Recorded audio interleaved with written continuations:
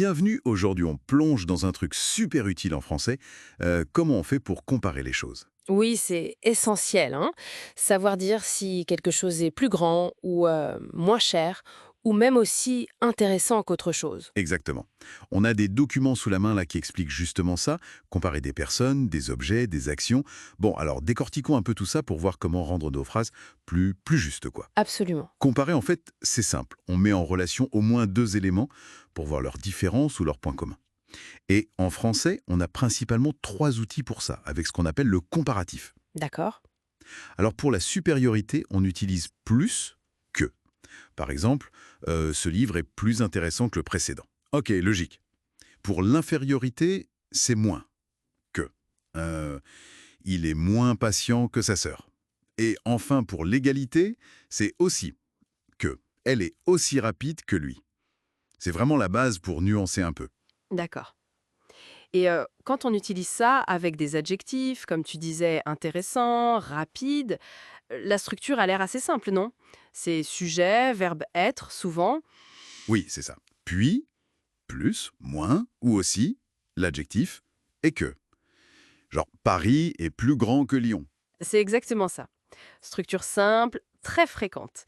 Et ça marche aussi, enfin ça s'adapte un peu quand on veut comparer des quantités avec des noms, Ah oui, bonne remarque. Parce que là, c'est plus un adjectif. Si on compare le nombre de livres que deux personnes ont, par exemple. précisément. Dans ce cas, la structure change un peu. On utilise plus de, moins de ou autant de juste avant le nom et toujours que après. Ok. Par exemple, j'ai plus de travail que la semaine dernière. Ou elle a moins d'idées que son collègue. Pour l'égalité, il a autant de chances que toi. Je vois, je vois. C'est le petit que qui fait la différence en fait. Plus grand, mais plus de travail. Logique. Et pour les actions, Si on veut dire que quelqu'un travaille plus, alors là, on revient à une structure simple.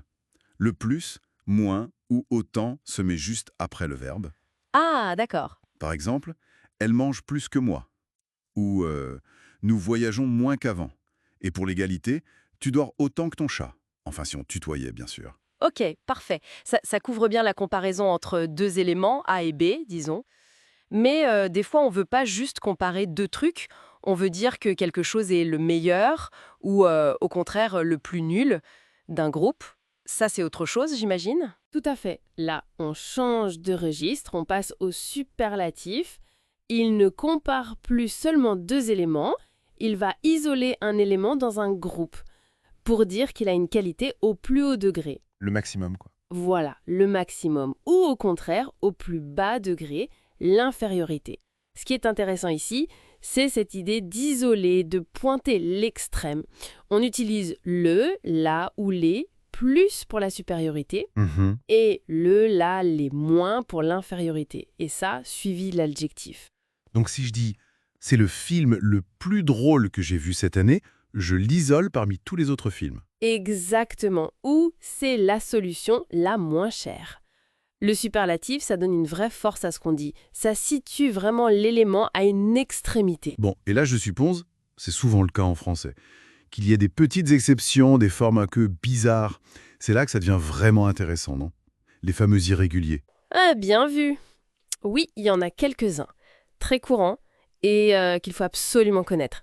Les plus importants, c'est pour bon, l'adverbe bien et mauvais. Ah oui, le classique. Bon, ça devient pas plus bon, C'est meilleur. c'est ça. Ce café est meilleur. C'est ça, ce café est meilleur que l'autre. Et pour le superlatif, c'est le meilleur café de la ville. Et pour bien, c'est l'adverbe là. Pour bien, on utilise mieux, aussi bien pour comparer que pour le superlatif adverbial. Il travaille mieux que son frère. Ou c'est elle qui cuisine le mieux. Ok. Et pour mauvais, le contraire de bon. On peut dire moins bon, mais il y a autre chose, non? Oui, on a pire pour le comparatif. Sa situation est pire que la mienne. Et le pire pour le superlatif. C'était la pire journée de l'année. Franchement, utiliser pire, ça a souvent plus d'impact que plus mauvais. C'est correct, plus mauvais, mais moins courant, moins idiomatique. Ok. Donc, si on résume un peu tout ça, on a nos outils, plus, moins, aussi, que, pour comparer deux choses. Oui, Le plus, le moins pour sortir un élément du lot, voilà. Et puis, ces 3 stars. Meilleur, mieux, pire. À ne pas oublier. Avec ça, on peut déjà exprimer pas mal de nuances finalement. Absolument. Et au-delà de la règle de grammaire pure, ça soulève une question intéressante, je trouve. C'est de voir comment le fait de maîtriser ces comparaisons, ça enrichit notre façon d'exprimer nos goûts, nos jugements. C'est vrai. Pensez à la différence même subtile entre dire moins bon et pire, ou choisir entre bon et meilleur. C'est une invitation peut-être à juste prêter l'oreille, à remarquer comment les gens autour utilisent ces comparaisons pour colorer ce qu'ils disent et exprimer des points de vue très personnels. Ça donne beaucoup de saveur au langage en fait.